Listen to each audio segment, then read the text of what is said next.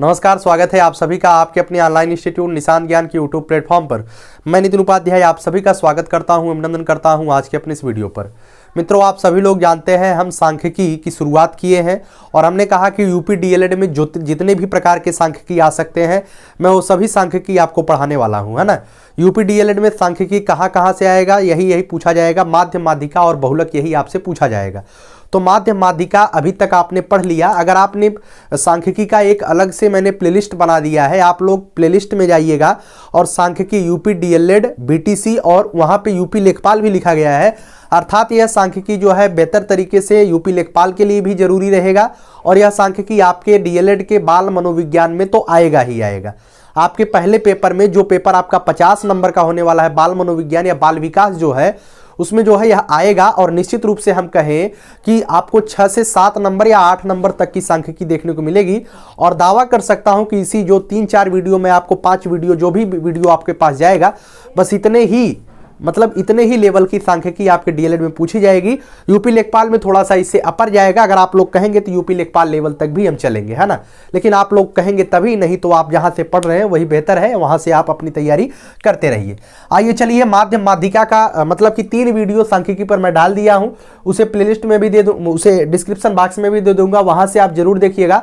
आज हम बहुलक पे पहुंचे हैं। बहुलक क्या होता है इसे समझाने का प्रयास करते हैं और बहुलक को किस तरीके से आप रिलेट करेंगे, किस तरीके से बहुलक निकालेंगे, उसे भी जानने का प्रयास करेंगे।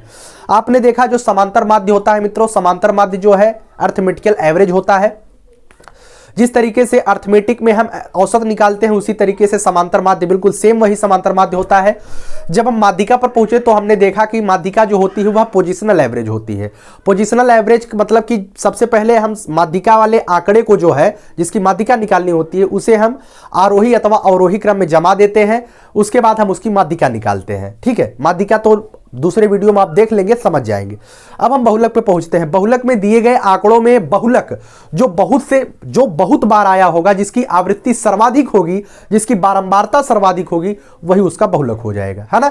अगर आपसे पूछा जाए कि बहुलक क्या है, तो दिए गए आंकड़े में जिस नंबर की आवृत्ति या जिस नंबर की बारंबारता अधिक होती है वही उसका बहुलक होता है। बहुलक की सेम परिभाषा, बहुत ही आसान परिभाषा यही होती है ना। देखिए, जो आपके सामने दिया गया है व्यक्तिगत श्रेणी, खंडित श्रेणी और सतत श्रेणी। जब मैंने माध्य निकालने के लिए कहा तब भी मैंने यही बताया कि व्यक्तिगत, खंडित और सतत, यही 3 श्रेणियों में आपको जो है माध्य माध्यिका बहुलक निकालना पड़ता है।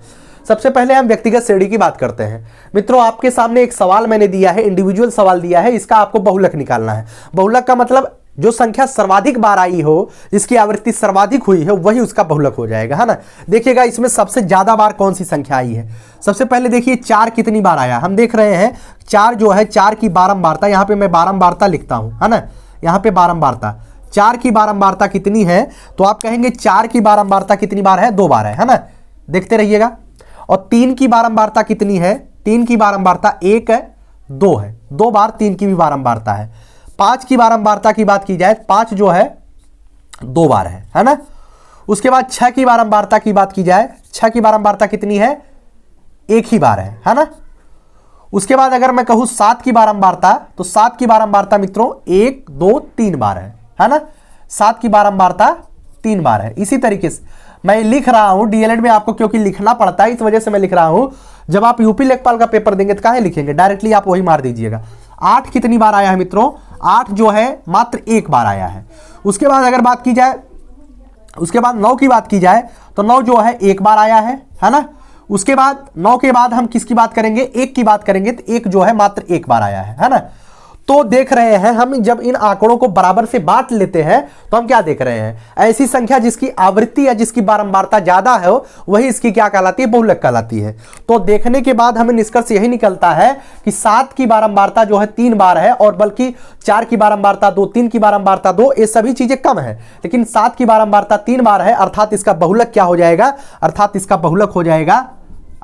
बहुलक क्या हो जाएगा, बहुलक इसका 7 हो जाएगा। क्यों, क्योंकि 7 की बारंबारता 3 बार है ना। अच्छा, कुछ लोग ये बताएंगे कि भैया अगर 7 की बारंबारता 3 बार नहीं आई होती तब इसका बहुलक क्या होता है ना। स्पष्ट ही नहीं है। 4 भी 2 बार आया, 3 भी 2 बार आया, 5 भी 2 बार आया, तब इसका बहुलक क्या होता है। तो जितनी संख्याएं 2 बार आई होंगी, अर्थात एक ही बारंबारता की जितनी संख्या आई होंगी उसका बहुलक वही हो जाएगा। जैसे यहां पे अगर 7 3 बार ना दिया होता तो इसका बहुलक हो जाता 4 3 5, 4 3 5 इसका बहुलक हो जाता। क्यों? क्योंकि 4 3 5 काफी 2 बार आया है ना। सेम अगर सेम बारंबारता की 2 या 2 से अधिक अंक आ जाते हैं तो उसकी बहुलक जो होगा 2 3 4 बहुलक तक जा सकता है। इस बात को ध्यान रखिएगा। रेयर केस में ऐसे सवाल होते हैं, ऐसे सवाल कभी कभी प्रतियोगी परीक्षाओं में पूछे गए हैं। और एक बार एक डीएलएड में भी ऐसे क्वेश्चन पूछा गया था कि उसमें बहुलक स्पष्ट नहीं हो रहा था, तो उसका जो बहुलक निकाला गया था आयोग ने जो सही माना था, जिस 2 या 2 से अधिक बहुलक मान लिया गया था सही। इस बात को ध्यान रखिएगा ना। अच्छा चलिए अब आप बात करते हैं खंडित श्रेणी की। खंडित श्रेणी में कैसे आपको बहुलक ज्ञात करना पड़ेगा। आपके सामने देखिए मैं एक डाटा बनाता हूं, टेबल है ना, आपसे टेबल बनाता हूं।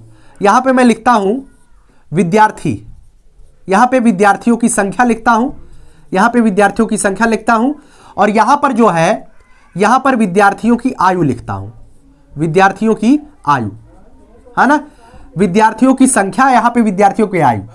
यहां पर है विद्यार्थियों की आयु 10 साल वाले कितने हैं 15, 15 साल वाले हैं 20, और 20 साल वाले विद्यार्थियों की है 4।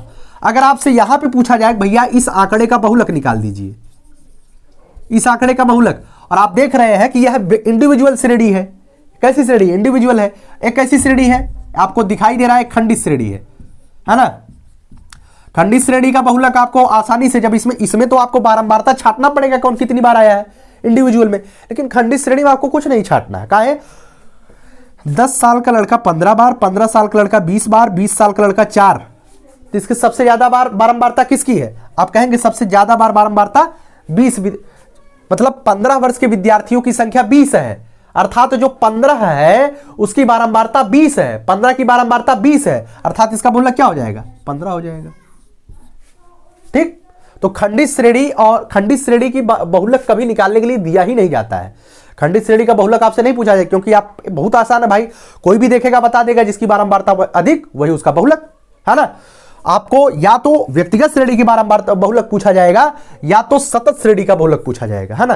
तो अभी आपने देखा व्यक्तिगत श्रेणी और खंडित श्रेणी। अब आप देख लीजिए कि सतत श्रेणी में बहुलक कैसे निकालते हैं। इसका एक छोटा सा फार्मूला है, फार्मूला को याद कर लीजिएगा और आसानी से सतत श्रेणी का भी बहुलक हम आपको बताते हैं कि खंडित सतत श्रेणी की बहुलक आप किस तरीके से निकालेंगे। एक फार्मूला है, इस फार्मूले का आपको याद रखना है, बस उसके बाद सतत श्रेणी की बहुलक आप आसानी से निकाल पाएंगे, कोई भी समस्या नहीं होगी। इसका फार्मूला है Z बराबर होता है L1 plus F1 minus F0, F1 minus F0 इसे पढ़ते हैं, आप 0 भी पढ़ लीजिए कोई दिक्कत नहीं है। F1 माइनस F0 बटे 2F1 minus F0 minus F2 into I। इस फार्मूले को कुछ लोग कहेंगे भैया याद कैसे करेंगे, तो भाई साहब मैं आपको बता दूं फार्मूला और मूला इतने जल्दी नहीं याद होता है। आप इस पर 4 5 6 सवालों की प्रैक्टिस करेंगे तो आपको फार्मूला आपके कलम के साथ ही चलने लगेगा, कोई दिक्कत नहीं होगी। L1 plus F1 minus F0 बटे 2F1 minus F0 minus F2 into आई। ठीक है, तो इसमें कौन क्या है इसे देख लीजिएगा।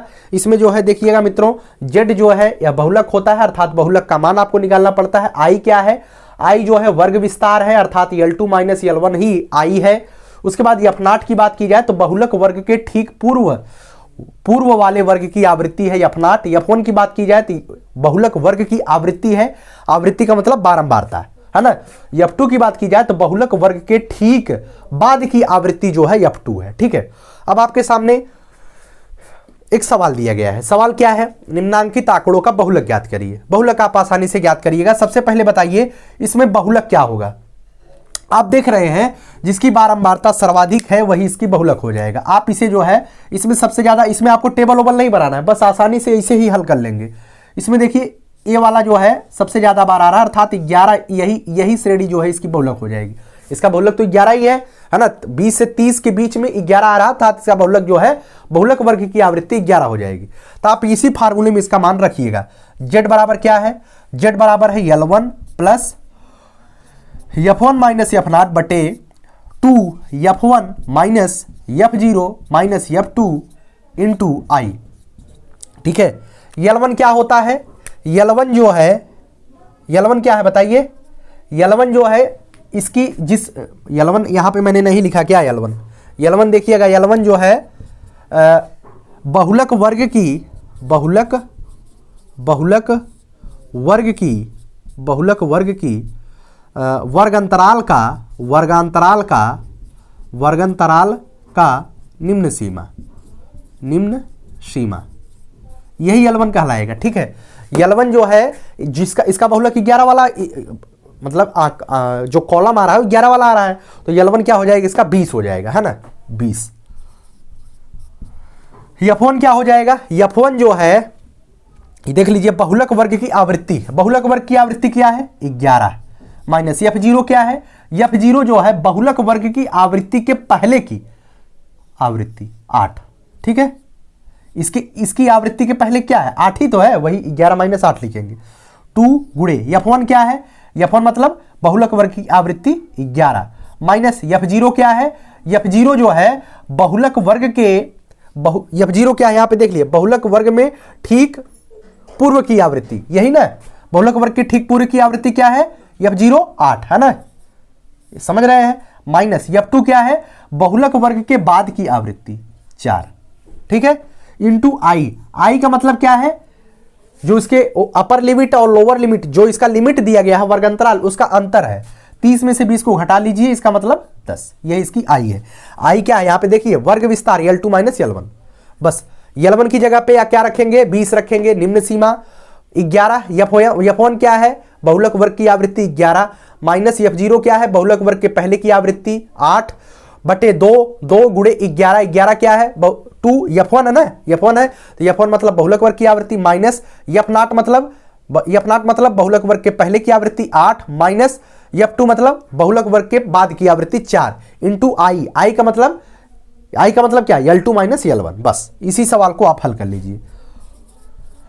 20 प्लस 11 में से 8 गया 3, ठीक है, 11 दूनी 22, भागु जोगत आप जानते हैं, 11 दूनी 22 और 8 4 12, 22 में से 12 को जब आप घटाएंगे, 22 में से 12 को घटाइए कितना आएगा, आप बताएंगे भैया 22 में से जब हम 12 को घटाएंगे तो 10 आएगा, इतना तो आप सभी लोग जानते ही होंगे, और इंटू 10 लिखा गया है, 10 से 10 कैंसिल हो जाएगा, 20 और 3 ऐड कर लीजिए, 20 धन 3 बराबर 23, है ना। इसका जो बहुलक प्राप्त हो जाएगा मित्रों क्या आ जाएगा 23, नीचे आ रहा है, हाँ, इसका जो बहुलक प्राप्त हो जाएगा 23 आ जाएगा, है ना। तो हमें लगता है आपके डीएलएड के सिलेबस में जो दिया गया था माध्य माध्यिका और बहुलक केंद्रीय प्रवृत्ति की माप और सांख्यिकी, आपके डीएलएड के सिलेबस की सांख्यिकी यहां पे समाप्त होती है ना। अगर आप लोगों को लगेगा कि मुझे और सांख्यिकी अभी सीखनी है तो मैं आपको सांख्यिकी बता दूंगा। अगर आप लोग लेखपाल के कैंडिडेट हैं तो बताइएगा, कमेंट करिएगा, मैं बता दूंगा। लेकिन आप कहीं ना कहीं से अगर कहीं से भी पढ़ रहे हैं, कुछ लोग कहते हैं सर मैं केवल आपका ही वीडियो देखता हूं, भाई ये गलत करते हैं। आपको जहां से ज्ञान मिलता है आप वहां से ज्ञान लीजिए, कोई जरूरी नहीं है हमारा ही देखिए। आपको जहां से कुछ मिलता है वहां से आप ग्रहण करने का प्रयास करिए, है ना। मेहनत करिए, भविष्य को सुधारने के लिए आप हर जगह जाइए, मैं नहीं कहूंगा, लेकिन हमेशा यह इस बात को अपने दिमाग में गांठ बांधिएगा कि सक्सेस वही होता है जो 90% सेल्फ स्टडी करता है। इस बात को ध्यान रखिएगा। मैं भले एक यूट्यूबर हूं, लेकिन इस बात का मैं आपको छोटा भाई, बड़ा भाई, छोटी बहन, अपना एक परिवार मान करके इस बात को बताता हूं, नहीं तो कोई यूट्यूबर ऐसी बात नहीं बोलेगा। मैं भी यूट्यूबर हूं, मैं भी चाहूंगा हमारा वीडियो ज्यादा चले, लेकिन मैं इतना जरूर कहता हूं आपको सेल्फ स्टडी ज्यादा से ज्यादा करनी है। अगर आपको लगता है कि नितिन सर के द्वारा जो कंटेंट दिया जा रहा है वह कंटेंट कहीं ना कहीं आपके लिए बेहतर साबित हो रहा है तो आप उस चीज को लीजिए, है ना। इसी वजह से मैं पूरा दिन भर वीडियो नहीं बनाता हूं, दिन भर में 2-3 लोगों से वीडियो नहीं डलवाता हूं, मात्र मैं अकेले काम करता हूं और उस टॉपिक को मैं देने का प्रयास करता हूं जिस टॉपिक में आपको समस्या होती है। मुझे लगता है इस टॉपिक में आपको समस्या हो सकती है। अब कुछ लोगों ने कहा कि भैया आप वैसे पढ़ाइए ना जैसे पीडीएफ में पढ़ाते थे, हमें मजा ही नहीं आएगा। पीडीएफ में पढ़ाने की मेरी कुछ बिल्कुल भी इच्छा नहीं होती है। जो बच्चे दिन भर यूट्यूब के स्क्रीन पर केवल अंगुलियां रगड़ते हैं, ऑनलाइन क्लास में बिजी रहते हैं, पूरे जीवन वो ऑनलाइन क्लास में लगे रहेंगे, आपके लिए डीएलएड भी दूभर हो जाएगा। इस बात को ध्यान रखिएगा। डीएलएड में बैक लग सकता है, इस बात को ध्यान रखिएगा। कोशिश ज्यादा से ज्यादा सेल्फ स्टडी पर करिए और जिस चीज को आप पढ़ते हैं, जैसे 2-1 चैप्टर को पढ़ते हैं उसके बाद उसका उत्तर लिखने का प्रयास करिए। अगर आप मतलब कि काफी दिन हो गया आपको पढ़ाई छोड़े, कुछ महिलाएं हैं, कुछ हाउसवाइफ हैं, कुछ थोड़ा सा हो सकता है कुछ बच्चों को भी थोड़ी सी दिक्कत हो बेसिक में, तो उनका बेसिक तभी मजबूत होगा जब वो सेल्फ स्टडी करेंगे। हम यहाँ पे आते हैं ऐसे कर देते हैं, आपको कुछ नहीं होने वाला है। मैं इसे पूरे अच्छे तरीके से समझाया। मैं एक सवाल क्यों लाता हूँ, एक सवाल मैं इस वजह से लाता हूँ कि आप ऐसे सवाल सीख लीजिए, उसके बाद आपको प्रैक्टिस करनी है। यह सवाल आपके डीएलएड में नहीं आएगा, आपके डीएलएड में पता नहीं कौन सा सवाल आएगा, तो आपको जो है 2 2 3 4 सवालों पर प्रैक्टिस लगातार कर लेनी है, आपका सांख्यिकी क्लियर हो जाएगा, है ना। मेरी बात तो आपको चाहे अच्छी लगे चाहे खराब लगे, लेकिन यही सत्यता है। पूरा दिन आपको YouTube पर नहीं ढूंढना है क्लासेज, बेहतर से बेहतर सेल्फ स्टडी। अगर दिन भर में आप 5 घंटे पढ़ते हैं तो 20-25 मिनट का 30 मिनट 1 घंटा आप दे सकते हैं YouTube पे, लेकिन आपको 4 घंटा सेल्फ स्टडी करनी चाहिए, तभी जाकर के कोई व्यक्ति सफल होता है। कोई किसी भी बड़े टॉपर से पूछ लीजिए, पूछिएगा भाई आप YouTube से पढ़े थे क्या, 95% आपका है, बिल्कुल कहेंगे नहीं यार YouTube से कहां पढ़ाई होती है, ऑनलाइन क्लासेस से पढ़ाई वढ़ाई नहीं होती है, पढ़ाई तो स्वयं से होती है। जो चीज़ें आप स्वयं सीखेंगे, जितना बेहतर आप स्वयं से कर पाएंगे उतना बेहतर आपको कोई नहीं सिखा पाएगा, इस बात को ध्यान रखिएगा, है ना। चलिए इस वीडियो को यहीं तक रखते हैं। एक सेशन और आपके सामने जाएगा, उसमें मैं बीएड के जो बीएड एक वर्ष का होने वाला है उस पर मैं चर्चा करूंगा, है ना। इस वीडियो को ज़्यादा से ज़्यादा शेयर करिएगा, अपने मित्रों तक पहुंचाइएगा, है ना। बहुत बहुत धन्यवाद। जय हिंद, जय भारत।